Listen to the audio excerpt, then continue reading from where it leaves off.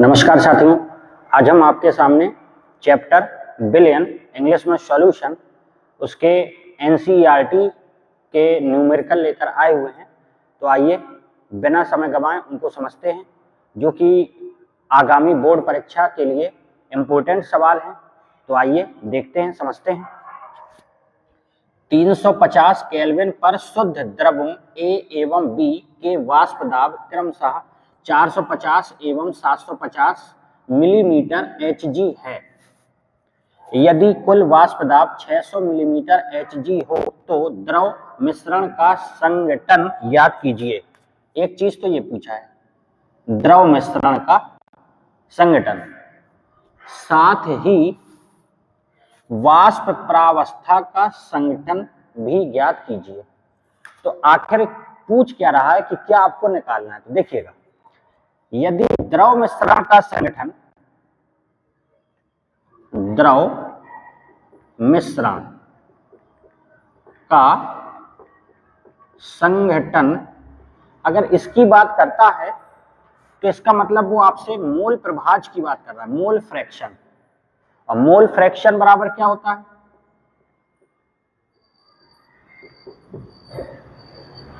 जिसका मोल प्रभाज निकालना हो, मतलब यहां किसका निकालना है? ए का मोल प्रभाज x है। ए का मोल प्रभाज निकालना है तो ए के मोल ऊपर अपॉन दोनों के मोलों को जोड़ दीजिए, मतलब ए के मोल प्लस बी के मोल। इसी प्रकार यदि आपको एक्स बी निकालना हो तो N B upon N A plus N B. तो याद रखिएगा साथियों, जिसका भी आप मोल प्रभाज निकालें उसके मोल ऊपर रख दीजिए, अपॉन दोनों मोलों को जोड़ दीजिए, तो ये आपका सूत्र बन जाता है। इसी को आप ऐसा भी लिख सकते हैं, एक्स बी अगर निकालना है तो एक में से एक्स ए को घटा दीजिए। एक्स बी अगर निकालना है तो एक में से, क्यों? क्योंकि आप देखिए, अगर आप दोनों को जोड़ देंगे तो दोनों को जोड़ने पर कितना आएगा? एक आएगा। आप जोड़ के देख लीजिए, दोनों को जोड़ेंगे तो कितना आएगा? एक। इसी प्रकार यदि वाष्प प्रावस्था में या का संगठन अगर ये निकालना हो तो आपको क्या निकालना पड़ता है? तो देखिए, इसको एक्स ए से माना था तो इसको हमने वाई ए से मान लिया। P A upon P A plus P B, और वाई बी निकालना है तो या तो एक में से घटा दीजिए, P B upon P A plus P B. तो याद रखिएगा, ये पी ए क्या है? ए का प्रेशर, ए का दाब, और बी क्या है? पी बी क्या है? बी का दाब। तो जब भी वाष्प अवस्था में पूछे तो दाब के रूप में फॉर्मूला होता है, और अगर द्रव के रूप में पूछे तो मोल के रूप में फॉर्मूला होता है। ये आपको ध्यान रखना है। द्रव के रूप में पूछे, संगठन पूछे या मोल प्रभाज पूछे, तो द्रव के रूप में पूछेगा तो मोल वाला सूत्र लगाएंगे। अगर वाष्प अवस्था में पूछे तो वाष्प में क्या होगा? दाब होगा, तो दाब के रूप में फॉर्मूला पढ़ते हैं। अब देखिए, अब सवाल को सॉल्व करते हैं। इसमें आपको शुद्ध द्रव ए, तो इसको मान लिया पी नॉट ए। भाई, जब शुद्ध द्रव होता है तो उसको पी नॉट से प्रदर्शित कर देते हैं। तो पी नॉट ए ये कितना दिया है आपको? 450 mm मिलीमीटर Hg, देख लीजिए। और बी का पी नॉट बी ये है 750 मिलीमीटर Hg, ठीक है। शुद्ध लिखा था इसलिए पी नॉट ए और पी नॉट बी। और लिखा है यदि कुल वाष्प दाब, मतलब P कितना है? 600 मिलीमीटर Hg। अब देखिए, P टोटल, तो P टोटल या P बराबर क्या होता है? PA plus PB। ध्यान दीजिएगा, P बराबर PA प्लस PB। अच्छा, PA बराबर क्या होता है? तो PA बराबर होता है P not A into x a. मतलब जो A का दाब है किसके बराबर होगा? शुद्ध द्रव A का वाष्प दाब और A का मोल प्रभाज। बात आपको समझ में आई? ये P नॉट A क्या है? द्रव A का शुद्ध अवस्था में वाष्प दाब इंटू A का मोल प्रभाज। इसी प्रकार PB को क्या लिखेंगे आप? P not B into XB। P not A into XA plus P not B, आप XB को क्या लिख सकते हैं? आप जानते हैं दोनों के मोल प्रभाज को अगर जोड़ें तो कितना आता है? 1। तो XB के स्थान पर क्या लिख सकते हैं? 1 माइनस XA। XB के स्थान पर क्या लिख सकते हैं? 1 minus XA। P not A into XA plus, अंदर गुणा कराइए,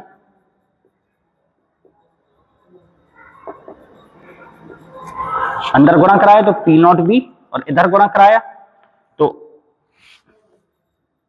माइनस का P not B into XA। अब इसमें और इसमें कॉमन, XA कॉमन, तो क्या हो गया? P not A minus P not B plus का P नॉट B। ठीक है, ये P चल रहा है। अब मान रखिए तो P का मान 600 बराबर XA, P not A 450 minus P not B 750 plus P not B 750। इसको पक्षांतर करिए तो 600 ऋण 750 बराबर XA, और ये कितना बचा? ये बचा माइनस का, भाई माइनस का बचेगा, और कितना बचेगा? 0 0 3। ये कितना बचेगा? माइनस का 150 XA इंटू माइनस का 300, माइनस से माइनस कैंसिल, तो XA बराबर 1/2 मतलब 0.5। ठीक है, XA आ गया। XB बराबर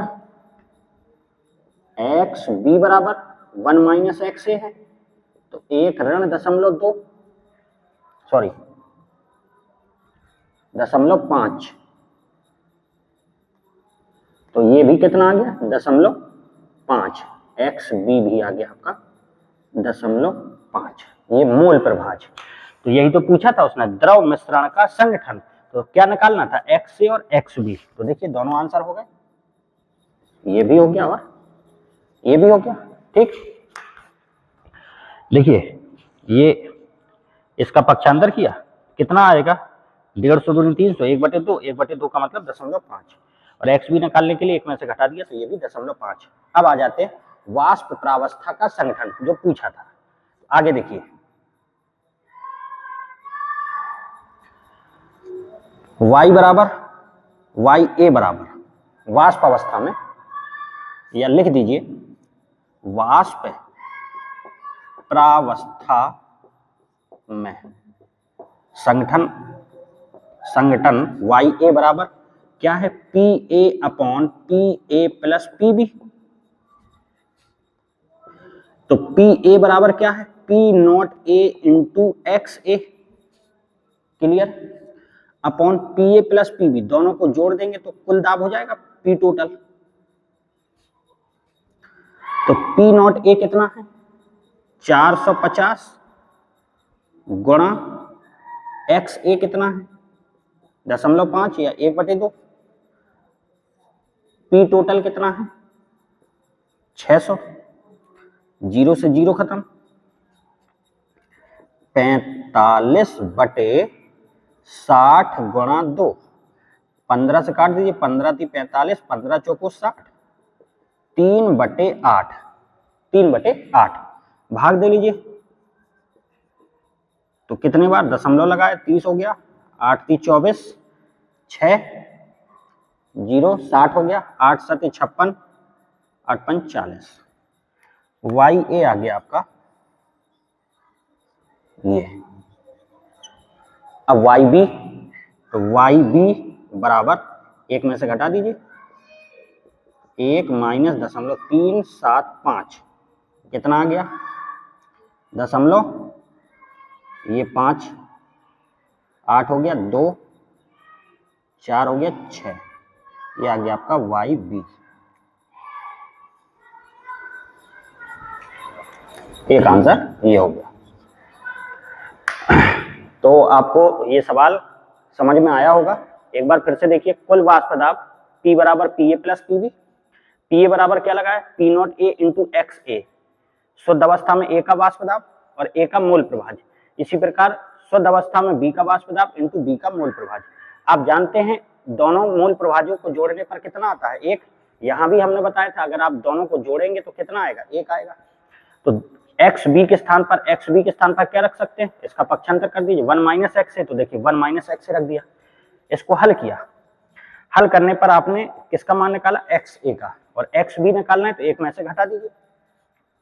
अब वाष्प प्रावस्था में आ गया तो हमने बताया था वाष्प में सूत्र क्या बन जाता है, YA बराबर YA मान लिया, जैसे यहाँ X माना था वह यहाँ Y मान लिया, तो YA बराबर PA upon PA plus PB।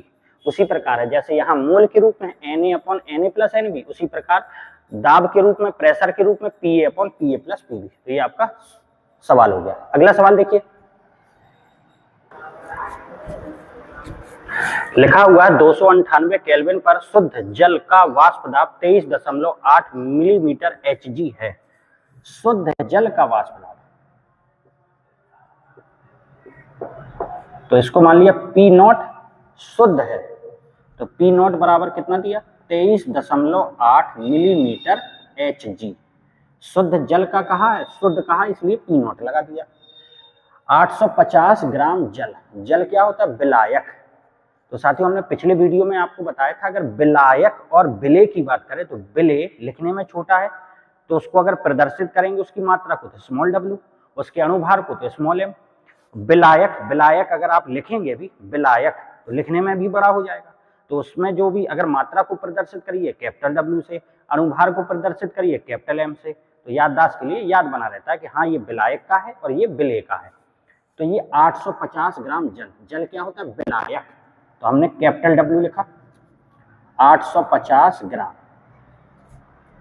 और में 50 ग्राम यूरिया घोला जाता है, तो स्मॉल w 50 ग्राम हो गया, यूरिया घोला जाता है। इस विलयन के लिए जल के वाष्प दाब, जल के वाष्प दाब एवं आपेक्षिक अवनमन का परिकलन कीजिए। तो आपको निकालना क्या, जल के वाष्प दाब का मतलब आपको PS ज्ञात करना है, और आपेक्षिक अवनमन, आपेक्षिक अवनमन इसका मतलब P minus PS upon P, ये भी आपको निकालना है, P minus PS upon P। ठीक है, तो देखिए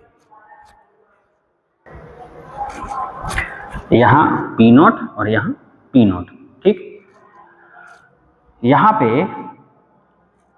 यूरिया, यूरिया क्या है, विलेय है, विलेय पदार्थ, तो यूरिया का सूत्र क्या होता है, NH2CO NH2 का अणुभार, अणुभार मॉलिक्यूलर वेट, तो ये विलेय है, विलेय है तो स्मॉल m से प्रदर्शित कर दिया। कितना होता है इसका, 60 होता है। चेक कर लीजिए, नाइट्रोजन का परमाणु भार एटॉमिक वेट 14, हाइड्रोजन का 1 होता है, 2 हाइड्रोजन है तो 2 हो गया, तो 14 और 2 16, प्लस कार्बन का कितना होता है 12, ऑक्सीजन का 16, नाइट्रोजन का फिर से 14 और हाइड्रोजन का 1 होता है, लेकिन 2 हाइड्रोजन है तो 2 हो जाएगा, तो 14 plus 2 plus 12 plus 16 plus 14 plus 2, total कितना आ गया 60 ग्राम प्रति मोल। इसी प्रकार जल का अणुभार, इसको कैपिटल M से प्रदर्शित करें, जल क्या है, विलायक, जल का सूत्र क्या होता है H2O, तो H2 का कितना हो गया 2 और O का कितना 16, तो ये कितना हो गया 18। अब देखिए आपको ये निकालना है पहले, तो निकालते हैं P0 minus PS upon P0 बराबर small n upon small n plus capital N। ये कौन सा नियम है, राउल्ट का नियम, राउल्ट का नियम। इसका मान निकालना है, तो इसमें मान रखिए n, अब स्मॉल n, अब स्मॉल n क्या होगा, विलेय के विलायक, तो विलेय हमने बोला था विलेय में जो भी आप प्रदर्शित करेंगे स्मॉल लेटर से प्रदर्शित करेंगे, तो ये विलेय के मोल हो गए और कैपिटल N विलायक के मोल हो गए। तो स्मॉल n की जगह आप लिख सकते हैं small w upon small m, small W upon small M plus capital W बटे कैपिटल एम, मान रख दीजिए। तो स्मॉल डब्ल्यू कितना है, स्मॉल डब्ल्यू 50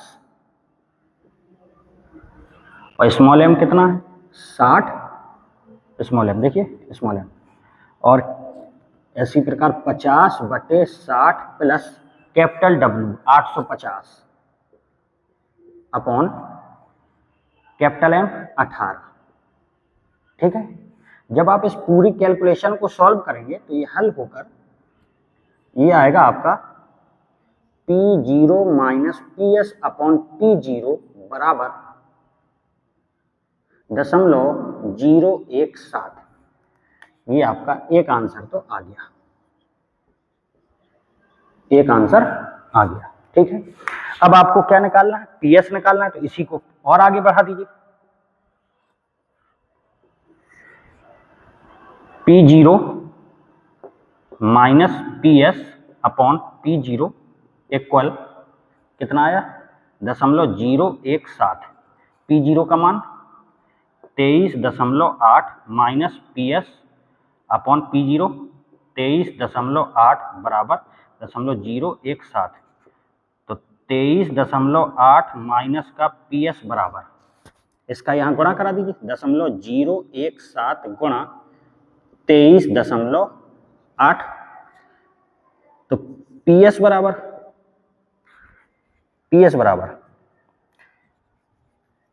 ये 23.8 माइनस का PS बराबर ये आएगा आपका 0.412।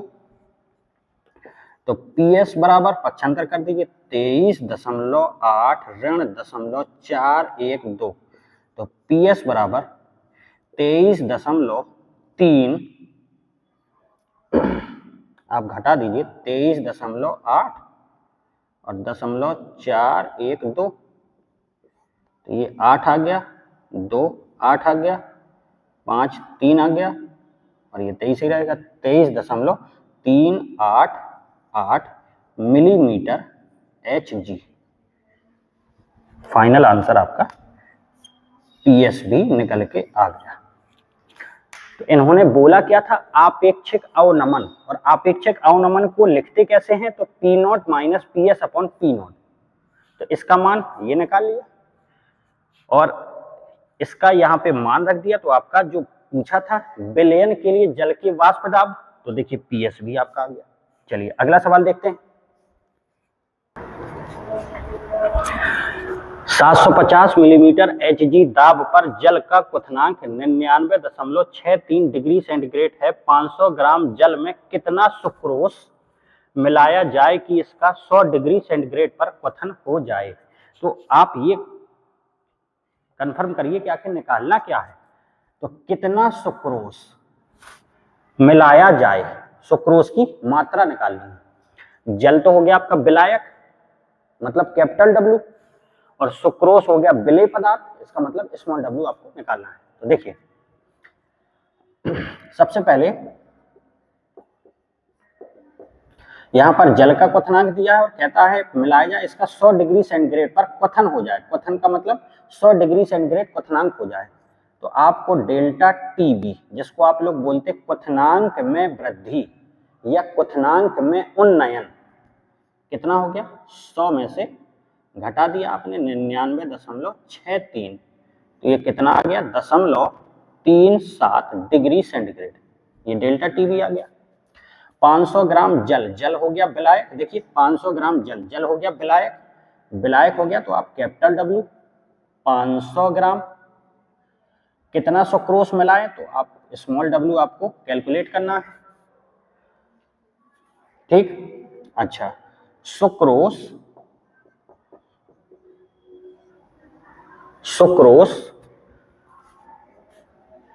C12H22O11, सुक्रोज मतलब चीनी शक्कर, इसका अणुसूत्र क्या होता है C12H22O11 का अणुभार स्मॉल m बराबर कितना हो गया, कार्बन का परमाणु भार कितना होता है 12, तो 12 और गुणा 12, 12 144 प्लस हाइड्रोजन का 1 होता है 1 गुणा 22 करेंगे तो 22 आ गया, प्लस ऑक्सीजन का 16 होता है तो 16 गुणा 11 176, टोटल आ गया 342। ठीक है। अच्छा, इसमें आपको कहीं पर भी केबी नहीं दिया। केबी क्या होता है? मूलल उन्नयन स्थिरांक। इंग्लिश में क्या बोलेंगे? मूलल एलिवेशन कांस्टेंट, जिसको आप लिखते हैं केबी से, केबी। तो जब ये ना दिया जाए तो जल के लिए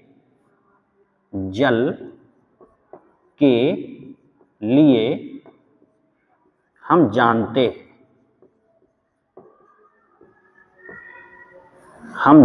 हैं कि जल के लिए मूलल उन्नयन स्थिरांक केबी का मान होता है 0.52 kelvin kilogram mole inverse.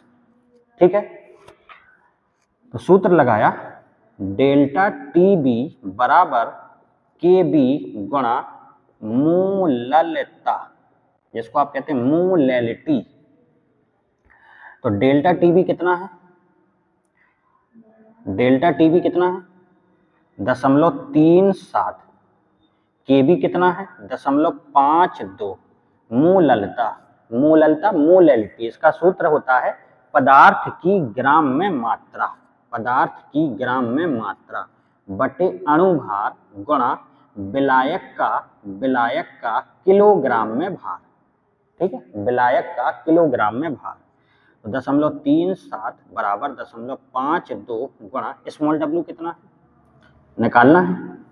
Small M पता है 342। कैपिटल डब्ल्यू विलायक का है 500, इसको आप किलोग्राम में बदलिए, ये ग्राम में है। 500 ग्राम, किलोग्राम बदलेंगे तो 1000 का यहाँ पर भाग दे देंगे।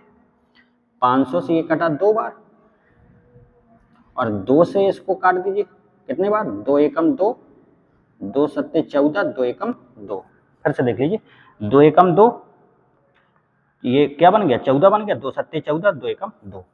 तो ये हो गया 0.37 बराबर 0.52 गुणा स्मॉल डब्ल्यू अपॉन 171।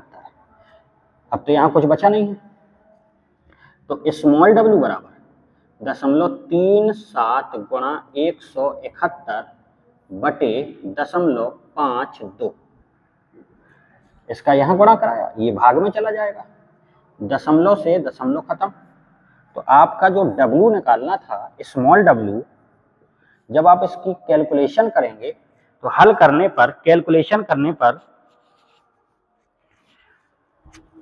121.67 ग्राम ये आपका आंसर आ जाएगा। तो आप देख सकते हैं इस सवाल को, डेल्टा टीवी, W विलायक, स्मॉल W विलेय, अणुभार निकालना था तो अणुभार निकाल लिया। और जल के लिए अगर केबी ना दिया जाए, जैसे कि सवाल में नहीं दिया गया था, तो इतना होता है, और दिया जाए तो भी इतना ही दिया जाएगा। तो आपने सूत्र लगाया, सूत्र लगा के इसको हल कर लिया। अगला सवाल देखिए, एस्कार्बिक अम्ल विटामिन C6H8O6 एस्कार्बिक अम्ल का ये सूत्र लिखा हुआ फॉर्मूला कि उस द्रव्यमान का परिकलन कीजिए जिसे 75 ग्राम एसिटिक अम्ल में घोलने पर उसके हिमांक में 1.5 डिग्री सेंटीग्रेड की कमी हो जाए। ये आपको केएफ का मान दिया है। केएफ क्या है? मूलल अवनमन स्थिरांक, मूलल डिप्रेशन कांस्टेंट। निकालना क्या है? देखिए, एस्कार्बिक अम्ल के उस द्रव्यमान का परिकलन कीजिए। इसका मतलब है आपको स्मॉल डब्ल्यू यहां निकालना है, स्मॉल डब्ल्यू आपको निकालना है। ठीक है। अच्छा, 75 ग्राम एसिटिक अम्ल, कैपिटल डब्ल्यू कितना है? 75 ग्राम में घोलने पर उसके हिमांक में इतने की कमी होती है, डेल्टा टीएफ। हिमांक में अवनमन या हिमांक में कमी कितनी है? 1.5 डिग्री सेंटीग्रेड हिमांक में कमी होती है। तो डेल्टा टीएफ इतना दिया गया है, और केएफ भी दिया है आपको 3.9 केल्विन किलोग्राम मोल इनवर्स। ये हो गया साथियों। अच्छा, अब इसमें आपको C6H8O6 ये का अणुभार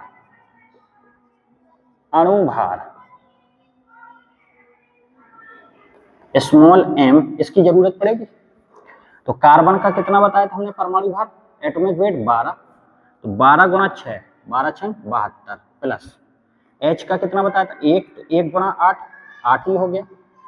ऑक्सीजन का कितना बताया था 16, 16 गुणा 6, 16 छक्का 96। जब आप इसको जोड़ेंगे तो 72 और 8 80, 80 और 96 176। ठीक, ये हो गया। अब सूत्र लगाया, डेल्टा TF बराबर KF इंटू मोलैलिटी।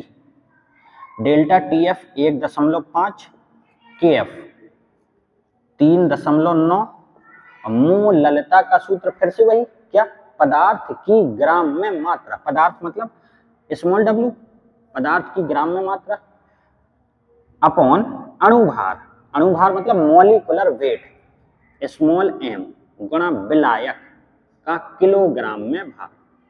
ये हो गया। 1.5 बराबर 3.9 गुणा स्मॉल w का स्मॉल w आपको निकालना है, स्मॉल w, स्मॉल m आपने निकाला है अणुभार 176 गुणा कैपिटल W दिया है 75 ग्राम और आपको चाहिए है किलोग्राम में, तो 75 बटे 1000, 1000 का भाग दे दीजिए, किलोग्राम में बदल गया। ठीक है, 75 ग्राम में था, किलोग्राम में चाहिए तो 1000 का भाग दे दिया। अच्छा, 1.5 बराबर 3.9 गुणा स्मॉल w गुणा 1000 कहाँ चला जाएगा ऊपर, अपॉन 176 गुणा 75। आपको स्मॉल w निकालना है, पक्षांतर कर लीजिए। स्मॉल w बराबर 1.5 गुणा 176 गुणा 75 अपॉन 3.9 गुणा 1000। और कुछ रह गया क्या, W बराबर निकालना है, W बराबर तो इसका गुणा यहाँ कराए तो 1.5 गुणा 176 गुणा 75 और बटे में आ जाएगा 3.9 गुणा 1000। ये हो गया, दशमलव से दशमलव कैंसिल। हल कर लीजिए इसको। जब आप इसको हल करेंगे तो हल करने पर 5.076 ग्राम आपका ये फाइनल आंसर आ जाएगा। ये आपका क्या आ गया आंसर। अगला सवाल देखिए साथियों, इस सवाल में 18,185,000 मोलर द्रव्यमान वाले एक बहुलक के 1 ग्राम को 37 डिग्री सेंटीग्रेड पर 450 ml जल में घोलने से उत्पन्न विलयन के परासरण दाब का पास्कल में परिकलन कीजिए। तो आपको निकालना क्या है, आपको निकालना परासरण दाब, लेकिन किस में निकालना है, पास्कल में निकालना है। मात्रक क्या आना चाहिए, पास्कल। तो देखिए सबसे पहले आपने देखा ये जो दिया गया है ये क्या है, मोलर द्रव्यमान। मोलर द्रव्यमान का मतलब है ये आपको अणुभार दिया गया है। अणुभार, अणुभार को आप m से लिख लीजिए, कितना 1,85,000, 1,85,000 ये आपको अणुभार दिया गया है। 1 ग्राम को, एक बहुलक है उसका 1 ग्राम, ये W हो गया, 1 ग्राम को 37 डिग्री सेंटीग्रेड पर कैपिटल T जिसको आप कहते हैं परम ताप, 37 में 273 जोड़ दीजिए, ये कितना आ गया 310 केल्विन। 450 ml जल, आयतन 450 मिलीलीटर, विलयन परासरण दाब P आपको निकालना है, लेकिन गौर करिएगा पास्कल में निकालना है। तो आपको S जिसको आप कहते हैं विलयन स्थिरांक, सॉल्यूशन कांस्टेंट, विलयन स्थिरांक, इसका जो मान है वो पास्कल में रखना पड़ेगा। वैसे आप रखते कितना है 0.0821 लीटर वायुमंडल प्रति मोल केल्विन, ये रखते हैं। तो जब आप ये मान रखते हैं तो जो परासरण दाब आता है वो वायुमंडल में आता है, वायुमंडल में, ठीक है। अब आपको पास्कल में चाहिए, तो पास्कल में इसकी वैल्यू होती है S 8.31 गुणा 10⁻³ pascal into litre mole inverse kelvin inverse, ठीक है। ये मान हो गया। आपने सूत्र लगाया PV बराबर NHT, तो P बराबर या PV बराबर N मोल होता है और N बराबर सूत्र क्या होता है W/m/T। आप जानते होंगे मोल, N क्या है मोल, और मोलों की संख्या बराबर क्या होता है W मतलब ग्राम में मात्रा बटे M अणुभार, और P बराबर W/T/V को यहां पे लाए बटे में, ये हो गया। अब मान रख दीजिए W का मान 1, S का मान 8.31 गुणा 10⁻³ T का मान 310, V आयतन है 450 मिलीलीटर में है, लेकिन यहां पर होता है लीटर में, ध्यान रखिएगा। ये जो वॉल्यूम है, आयतन है, ये 450 मिलीलीटर और यहाँ पे लीटर में होना चाहिए। 1000 का भाग दे दीजिए यहीं पर, क्यों? क्योंकि देखिए S का मात्रक किस में रख रहे हैं लीटर में, गुणा M, M मतलब अणुभार, अणुभार कितना है 1,85,000, 3 जीरो से ये 3 जीरो कैंसिल, 1 जीरो से 1 जीरो ये कैंसिल। जब आप इसकी कैलकुलेशन करेंगे तो कैलकुलेशन करने पर P का मान जो हल करने पर आएगा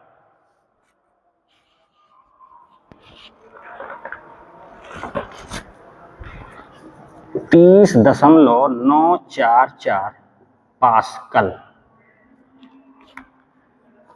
ये आपका फाइनल आंसर।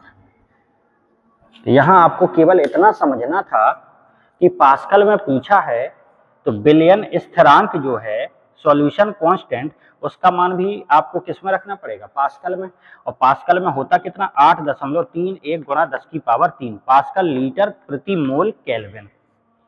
बाकी का सूत्र आपको पता होगा, PV बराबर NHT, N है मोल, N क्या है मोल, और N बराबर क्या होता है W/m मात्रा बटे अणुभार, तो W/m/T, V को बटे में लाए तो V को बटे में आ गया, सबके मान रख दिए, कैलकुलेशन कर लिया, कैलकुलेशन करने पर आंसर इतना आया, और किस में आएगा पास्कल में। क्यों? क्योंकि आपने S का मान किस में रखा है पास्कल में। तो उम्मीद करते हैं साथियों ये कुछ सवाल थे NCERT के, तो NCERT के सवाल थे और वाष्प दाब से संबंधित भी है, क्वथनांक के उन्नयन से भी संबंधित है, हिमांक के अवनमन से भी संबंधित है और परासरण दाब से भी संबंधित है। तो एक एक सवाल सभी का ये लग चुका है और उम्मीद करते हैं आपको जो आगामी बोर्ड परीक्षा है उसमें इन सवालों से मदद मिलेगी और आप कुछ अच्छा या बहुत ही अच्छा आप कर पाएंगे। तो सभी को बहुत बहुत शुभकामनाएं कि आप अच्छे से पढ़ाई करें और आगे खूब तरक्की करें। धन्यवाद।